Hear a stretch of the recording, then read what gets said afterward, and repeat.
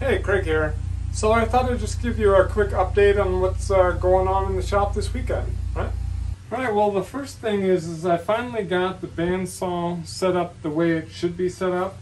Before I had it turned around and I had this roller inside, which is kind of backwards because when you're bringing in long stock you kind of want to feed it into the shop. So I had to clear some room out. Took a good part of yesterday, this is Sunday, good part of Saturday to get some stuff cleared out. Got the bandsaw in position. I actually even leveled it out with a level and everything. Got that perfect. Actually leveled this out, made it the exact same height. So whenever you're putting in stock,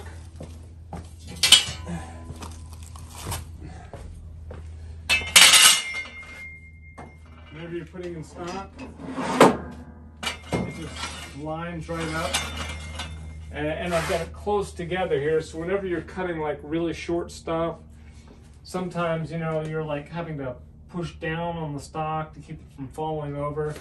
So this should make things a lot easier cutting. I don't have an extension for out there for 20-foot stock that's the same height as this. All the ones that they sell at like Home Depot for like a chop saw or something like that, they're all like minimum of 26 and this is 22.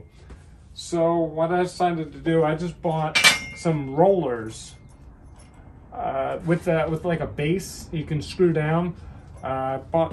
Ordered two of those, like $35 or something, and I'm just gonna make a couple of maybe some wood boxes or something like that and just attach them and stick them out there. So as part of all of organizing and cleaning up, I got this whole section all set up. This is where I'm going to be doing my grinding. I'm actually trying to use these Wen air filters as like a point of use air filtration. I'm seeing how that works. These are pretty dirty, so it's picking up a lot of the dust. But yeah, I got all the tools, power tool, chop saws and stuff you end up having to drag out and use, pretty frequently. I've got a big bench over here for, this is just some covers we're working on right now.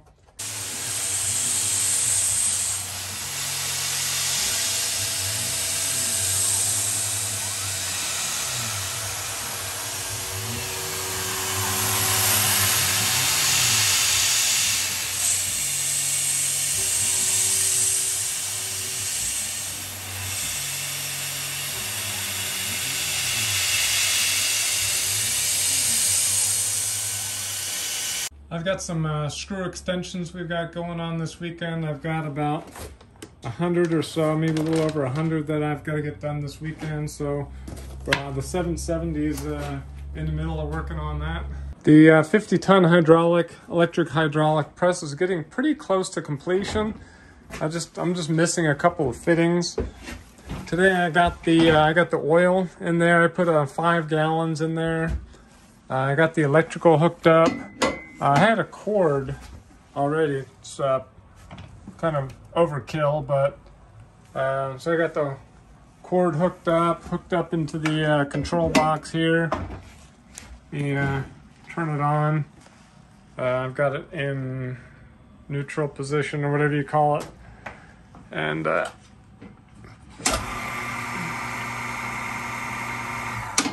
pretty quiet when it's not actually pumping, but I'm missing a couple of fittings. I got these, I don't know what they call, jack couplings, so it's kind of like a union. So I've got to put one on here and one up here, but this is male.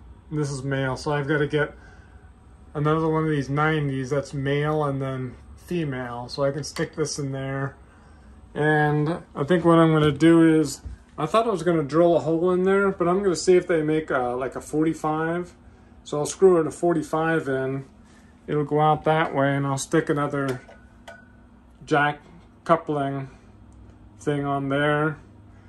And then I got the hoses all made up from the local hose shop.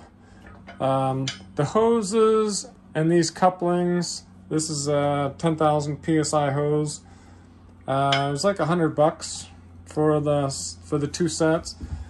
Then, so I'll run those over the pump and we'll be in business with that. So I was hoping to get it done this weekend, but I'll have to pick them up tomorrow and put them on tomorrow. And I have to change the gauge to the, this gauge here that comes with it is made for a 100-ton press. So I gotta change that out to this one over here. And I got a total of 3 of these Wen air filters.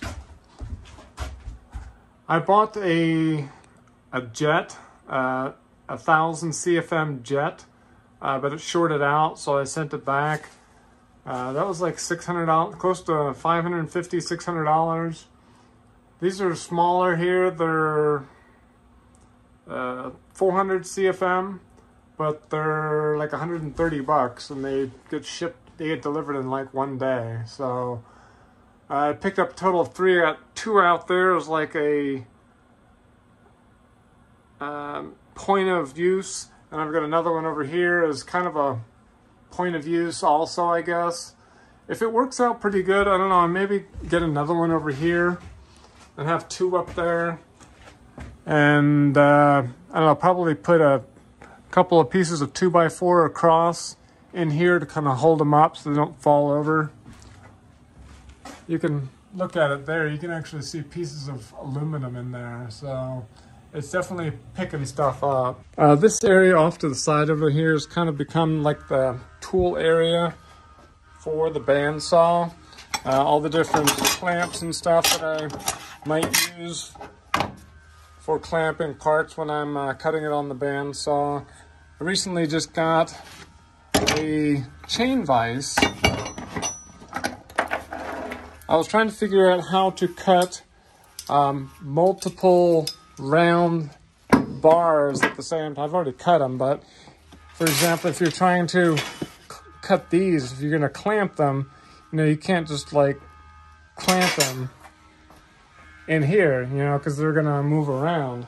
So I asked some guys on the Tormach Facebook page what they recommended, and I got a lot of good comments on that. One person said to just use electrical tape. So I did that on the end, and then what I did was I used the chain vise, you know, right about here to hold them from moving around. And that actually seemed to work pretty good until I got, you know, the bars got too close in, then it kind of started wobbling loose. But you know, I got through a good amount of them using that method. So for the longest time I was using one of these Scotch-Brite belts on my belt grinder, but you know, it was just wearing out too fast for certain things. So I figured there had to be something similar to like a stone that you would have on, say, a bench grinder. So I went on McMaster Car and found these, sorry, I forgot the name of it, ceramic. These are actually ceramic belt grinder belts. And these things are awesome. I got 2 of them, and I haven't had to use the second one. I could probably use this one for maybe 3 to 6 months. It just lasts forever. So I'm slowly making my way through this mess. I just have so much stuff that I have to, you know, sell, organize, figure out what I need, what I don't need. Basically, the end game here is I'm trying to clean out enough space back in here to turn this into another shop. If all goes well, maybe by the middle of the year, I hope to put an 1100 MX back at the end there. So it'll take me a few months to get through all this stuff, you know, just getting rid of what I don't need, selling. It takes a while to sell, so. All right, well, if you like this video, I'd appreciate the thumbs up. If you have any comments, feel free to leave them down below.